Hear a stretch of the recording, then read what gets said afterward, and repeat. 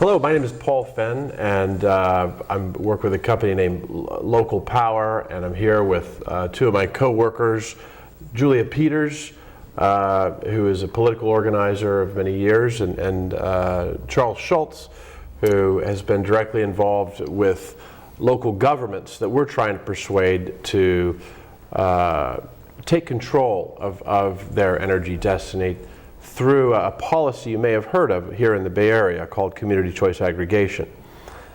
Today, the city of San Francisco, you may have heard, is breaking away from PG&E.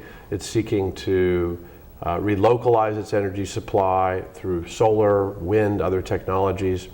To the north in Marin, the county has formed an authority to break away from PG&E already and is providing county-wide service. In fact, our business and our home receives energy from the Marin Energy Authority. And then to the north, Sonoma County also has recently approved the formation of a similar authority under the same law, which some people call CCA, Community Choice Aggregation. Now we're here today to really talk about the movement as it stands in the United States. CCA has been going on for about 15 years now and has grown considerably, and we've come into this whole problem of climate change through an effort to engage local communities, local democratic officials, and local bureaucrats to create the critical mass that is necessary for governments to make a move like this, to break away from a PG&E. And we want to talk not just about the successes of CCA, but also some of the frustrations and challenges that we have met. And the three of us really have been involved in this struggle to realize a democratic ideal, in a sense, for a number of years. And in Julia's case, she brings a depth of experience with local politics, having run a bunch of different local and state campaigns on the populist side, if you want to say the radical environmental side. She ran Jerry Brown's campaign for mayor in 1998 on a platform of significant change. She ran the statewide field campaign for Proposition 212, which narrowly lost. It was the most radical campaign finance reform measure attempted in the United States at that time. Also ran the national canvass for the PIRGs, the public interest research groups back in the 90s. So she's got a lot of experience attempting to organize local communities at the grassroots level, people coming in and volunteering, people canvassing door to door, but also the local government level, getting a mayor elected, but also pushing through Charter Amendment Measure X, which created a strong mayor in San Francisco, in Oakland. And so she's really here to reflect from that point of view some of the challenges that we have faced with organizing cities like San Francisco and Marin and Sonoma to do this. On the other hand, Charles Schultz is a development director for Local Power, and he in the last couple of years has been intimately involved in working with local officials that are interested in implementing energy localization or greening their power supply, becoming community choice aggregators. And so he's been very involved both with the local officials in public hearings, making decisions about how they want to implement, but also the local bureaucrats who are in charge of policy definition in many cases, or implementing policy and having a lot of control over the outcomes. And so he's had a lot of experience with just that specific effort and the nuances and the vagaries of bringing innovation to cities. So with that, I'd like to, I guess, to throw it to you, Charles. I mean, just as far as on the first level, we've got clearly a movement, and So there's a success there, and we wouldn't want to underplay the success of community choice, because it has been a success. And it's pretty interesting. I think that, my experience, which is obviously much shorter period of time that I've been working on this than either you or Julia, I've encountered, when you encounter bureaucrats, before this thing kind of took off, and this is, probably very common across the country, very constrained in what they think is possible, what they can do. So sometimes they get a mandate from the populace that they want to do new things, and then they've got sort of no way of achieving any of those goals, and there's no outlet for it. And so, specifically one city in Illinois that we're talking to had lots of, like University Town, like Berkeley, had lots of sort of green goals and things like that. When I brought up this idea of community choice aggregation, it seemed just crazy. It was just, something that they weren't interested in, and didn't really even want to invest any time to kind of understand. And then, in 18 months, there was this kind of huge spread of community choice aggregation in Illinois, to the point at which in just 2 years, you went from, a little news story about, a town in Western Illinois of 1,500 people, and then also Oak Park, I guess, probably led the way there as well, and they had some green, some environmental goals as well, to all of a sudden now Chicago is a community choice aggregation. Every major metropolitan center in the state is a community choice aggregation. So, about 700, 800 cities just in Illinois. 2/3 of the state, basically, right? At least, and in terms of electrical demand, higher than that. So now you have a situation where all of these new things become possible. And that just brings up different sets of questions. And I think this is something that maybe your experience in politics speaks to, is you get this victory, and then what do you do with it? What do you do with the opportunity? So it's really great to see, but that's where we kind of get into the next. It is. There's really, within the history of politics, there's the history of missed opportunities. And you see that in politics, how particularly in a grassroots organizing environment, how opportunities can be lost. Well, I think also you can see, you referred to Jerry Brown's campaign, and one of the interesting elements of that campaign was that it taught me that campaigning for something and then implementing and or governing are two very different ideas, and we ran that campaign in a very localist platform, a very grassroots, huge amount of involvement, but at the point at which Jerry was elected, the implementation of those ideas was a much more modified and moderated version of what we had actually campaigned on. And I think as it relates to community choice is not a simple or small idea. It's not the sort of idea that is often implemented at the local level, in the sense that it's not at all the same thing as putting solar on the roofs of the schools or putting a windmill somewhere. It is a fundamental transformation of how energy is distributed in this country. It's moving from corporate centralized top-down control to a bottom-up democratically controlled grassroots, essentially a localist, decentralized, generative process.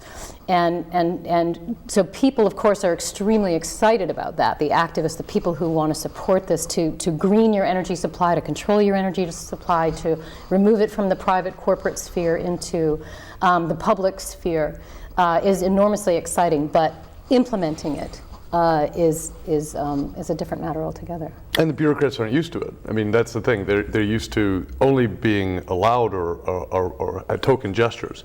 And so when there is a radical opportunity, there's a inability to even comprehend it. There's not, in some cases, and that they can't even see the opportunity that they have because there isn't an idea that they would even have such an opportunity. So I think sometimes it's very confusing for bureaucrats to imagine what is possible with the opportunity that they have.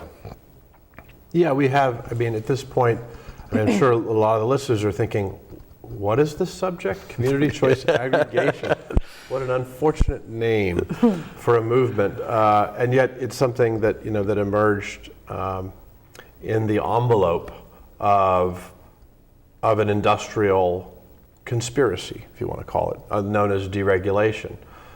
Back in the early 90s, the energy corporations that had formed around pipelines and were authorized under federal law to build power plants all along their gas pipelines got large enough and got conspicuous enough and prestigious enough because of they owned all the new power plants, that their political influence was sufficient to push deregulation through. And this envelope, really is what I would call an envelope, allowed for community choice laws to be fielded during that debate in these states. And so today, a quarter of the United States is, in terms of the energy consumption, is under these community choice laws. Illinois was mentioned, but also California, Ohio, New Jersey, Massachusetts. And currently, 5% of the United States population is being served by these entities. So it's not a marginal idea anymore, but emerged as a marginal idea in an arcane backroom political environment. Can I just describe that structure for a moment? So in this case, for that 5% of America, the people that control the decisions about how their energy is procured are now their local elected officials. Rather than happening in a boardroom in some corporate headquarters, et cetera, the locus of those decisions and how the future in terms of electricity or heat in some cases for a community has now shifted back to the city itself. It's a tabula rasa. It's a clearing of the slate. It's an opportunity to reinvent energy per se. After more than 100 years of being done in a very particular That's it. fashion. I mean, yeah. Otherwise an industry unchanged since its A origins. natural monopoly. Yeah. Well, what they Was call the what it natural was, monopoly. yes. What Yes. it was referred to as. One that is really new, and I talk about the newness for bureaucrats that deal in token actions often. I don't mean to beat up on them too much, but the other part of that is, when has this kind of shift happened before in terms of the change in the power supply? Yeah. The change in the franchise. When's the last time that the city of Chicago changed energy suppliers, right? The answer is never. Never, Yeah. never before, and yet it did effectuate that. You can, in a quarter of the United States energy markets, communities can break away. 1,000 cities are under service, covering 5% of the population. So here we have the basis of a movement. If so many energy customers had been switched through some other mechanism, I'm sure it would be better known. But the fact is that in Cold War America, community-based energy is playing with communist fire. And so the politics of CCA drew it into conflict with utilities and became controversial. And in the context of the controversy, PG&E fielded Prop 16, tried to smash community choice 2 years ago, spent $70 million on trying to get it passed, failed. And so today you have this Bay Area-centric revolt, but it isn't just the Bay Area. It's not just Sonoma County, Marin County, and San Francisco County, but also behind them Yolo County, which is out in the area of Davis, Monterey and Santa Cruz counties. Santa Cruz, yeah, and well, Napa, Solano, Humboldt, Mendocino. These are places that have already built into their sort of planning documents, and there's, where there's already at different stages a discussion about making this happen. In a place like Monterey, Santa Cruz, San Benito, et cetera, they're quite a ways down that line. Well, in Sonoma is becoming one as we speak. But so they're at different stages. But transformed by this, it could be. And the question now becomes not will this happen? Something really we only imagined that someday maybe the Bay Area would become a CCA service. Well, now it is. It's becoming that. But what are they going to do with it? And we're going to get into, in the next segment of our show, we'll get into some of the challenges. But to understand the nature of the opportunity, You have in Sonoma a move to actually localize the energy supply. They have just put out, received bids and approved a short list of suppliers from East Coast utilities to Bay Area green tech company. And so they're going to choose among those four, and but their policy goal is localization. It isn't just to buy green credits and to sort of sell a green product. They're expecting rate parity or a discount for this greener, more local service. That's a revolution. That's not something that happens anywhere, okay? It's happening here now. That's very important. And Sonoma just announced this news last week. The city of San Francisco, which initially led this effort, is now really mired in controversy with strong opposition from PG&E, which is headquartered in San Francisco and views it as a kind of, if you want to call it a losing face.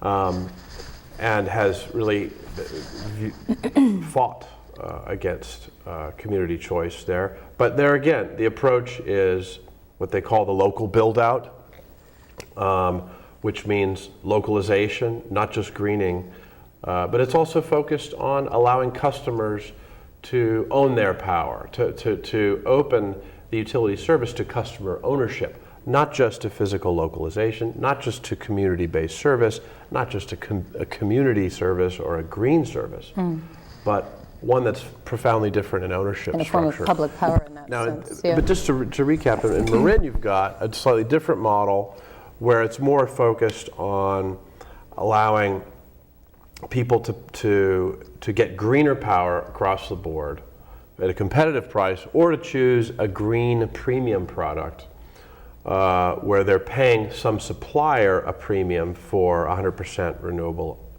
electricity, but they're not offering ownership, they're not significantly localizing. They are building renewables in California, and they're building a small amount of photovoltaics in Marin.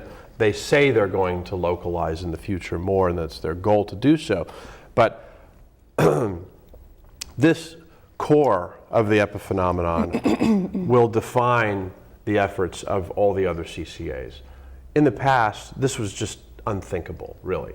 So there is a major opportunity on the table politically for the Bay Area and for California through a disruption of the utility system, not through a regulation of the utility system, but through competitive bypass to innovate in a non-incremental way around energy. And it's this opportunity that we want to explore and today. And in particular in our next segment, we'll be getting into some of the difficulties faced in the opportunity. But at the national level, you have, in comparison, a total failure of policy. So we are, in a sense, in the center here in the Bay Area of a movement that might be able to outperform this underperforming Obama administration. Well, but it was actually one of the underpinnings of the approach, because we understood that as a global problem, greenhouse gas and other related pollution and other problems relating to the central production, generation, and distribution of electricity meant that it would be very, very difficult to confront that entity in either an international, a national, or in the case of California, even a state level, because of how co-opted those levels of government are by the very money that is made by electricity industries from selling electricity. And so the localist approach was meant to be a way in which you could work within an arena of a human-scaled, or as much as you could, a human-scaled government level, where you're taking on a corporation, which is generally done, behind closed doors at much higher levels and involving only exchange of money often, but at a local face-to-face level where there were many, many hearings in Marin County where PG&E officials were, sitting face-to-face with all the activists and having these battles which were not really common for them. And so we felt that that was an arena in which we could compete. That was number one. Yeah. Number two was that we also did something a little bit different again, which I referred to earlier, which was that we were trying actually to come up with a solution that was at the highest possible scale that we could reach. We're not talking about a small solution. We're talking about directly competing with the corporation like PG&E, coming up with an alternative and taking over an electricity supply, which would be like San Francisco building a bridge itself, or the Hoover Dam. These are huge, large-scale projects. If you convert the whole energy supply of San Francisco or a portion of it into local generation, where you're building, hundreds and hundreds of miles of solar panels and windmills and huge energy efficiency and conservation measures. So it was this. Those were sort of the two things I think we really looked at when we were trying to think about, okay, what level of government and what appropriate scaled approach can we have to deal with the huge scale problem of climate change. Well, that clarity was really important for me. Actually, when and you guys have been working at it quite a long time, but when I met both of you, that thing of, okay, there's this crisis or series of crises, right, that we're dealing with. What answer can you make to it that's actually, like you say, has these climate qualities? Change. Yeah, Climate change, the economy, right. Just the empire, et cetera. Yeah. You could go down the list. Yeah. I had the only perception that I had when I came to California was fuel is a part of this story. Fuel is at the center of the story in many ways. And there are other things as well. I don't mean Global to be so war, reductive. Right. This is a key element. Yeah. So, okay, if we've said this is the problem, well then, you mentioned bypass, you mentioned tabula rasa, this idea that we have an ability through community choice aggregation, or through localization, really, but specifically through CCA, to change that relationship to fuel. The society's relationship to this vital resource that they all need. You could make it socially equitable. You could make it, economic or environmentally friendly, rates. whatever, Yeah. right, et cetera. Yeah. That's the opportunity. And so I think that you were thinking about getting into was this, what then prevents people from either seeing the opportunity, or if they're there in the position of making decisions or participating politically through direct political engagement, why are there these frustrations and sort of... Can I mention, we'll get into the frustration. And I wanted to mention one more opportunity, sorry about that I just neglected, but it was really important from my perspective of in working on environmental issues, which is that typically, I think the environmental movement or social change movement or whatever is often looking at how it is you can stop the bad actor. So it's command and control, regulate PG&E, market solutions, be better. And or if you're looking for a proactive or what you could call a positive dialectical approach where you're trying to create something, what is often created by the environmental movement is often a very superficial solution that, some nice green thing, but is not a fundamental game changer. Yeah, okay? But I'm not talking about the frustration. No, I'm talking about that this was the opportunity of community choice. Okay. The opportunity is that we created an actual alternative to corporate control. We weren't trying to just stop PG&E, and we weren't trying to do kind of the small-scaled. We can be happy about, but really not, something that was going to solve the problem. But actually, we were competing. We were coming up with an completely alternative method, which is called community choice. And so that was just the third thing as the opportunity that we saw to create this other method, not just to control PG&E, not to do the superficial thing, but this substantial alternative, competitive alternative. Yeah. That's it, and one based upon local democratic control. An opportunity that's unique in history because of the inherent conflict of interest that energy companies have against demand reduction. And so the tabula rasa that was mentioned is the opportunity to start over.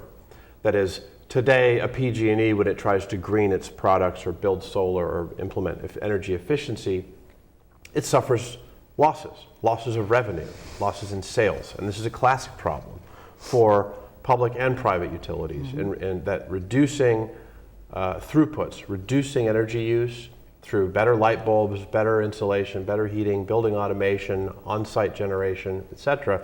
You slow down the utility meter, the people pay less money, the supplier makes less money. It's very simple. And that's not what a corporation is supposed to do. And so we created this tabula rasa that said, all right, how about if we just peel off the power component, control over power, from the utility and allow the city to bid that out. The city doesn't own assets. The city doesn't have existing revenue streams. It will not suffer any loss by implementing localization. It won't suffer a loss by reducing demand. Therefore, in theory, it has an unlimited capability with an economic feasibility to do so.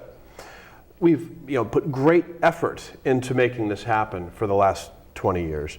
And to put this opportunity in front of the cities. And of course, elected officials, being sensitive to public opinion, which is 95% support green power, I mean higher support than Jesus Christ and the Buddha combined. So no politician is going to say, no, I'm against green power. And so, on the talk level, lots of support, lots of enthusiasm. And one of the conclusions of the whole effort with CCA was, wow, 1,000 cities?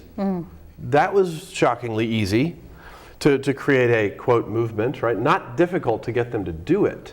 But as we'll get into in the next segment, the hard part was getting them to do it well and getting them to focus on the opportunity of a clean slate. And the challenge, really, that we face today with the Bay Area CCAs as well is this pressure to imitate the utility, is this sort of intellectual intimidation and a resistance to the change, even by the elected officials, even by the bureaucrats, and in some cases even by the activists themselves.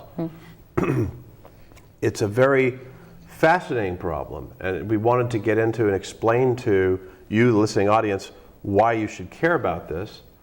5% of the United States may not sound really big, but it actually is. So again, there's this opportunity objectively among all these communities to make a big change. We've got it in front of the Bay Area cities who in their rhetoric want the big change.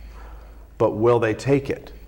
Or will they just fall down the slippery slope of mediocrity into imitating the utility, replicating its programs, replicating its nomenclature, its words? And its conflicts. This is the phenomenon of community choice aggregations that get into renewable energy credits very heavily, and offer feed-in tariffs and start to essentially imitate utility speak and utility think.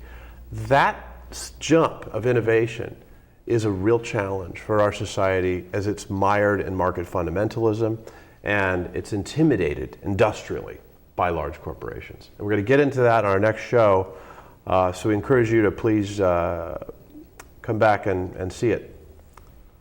So I want to thank you, Julia and Charles, and look forward to the next segment. Thank you. Thanks.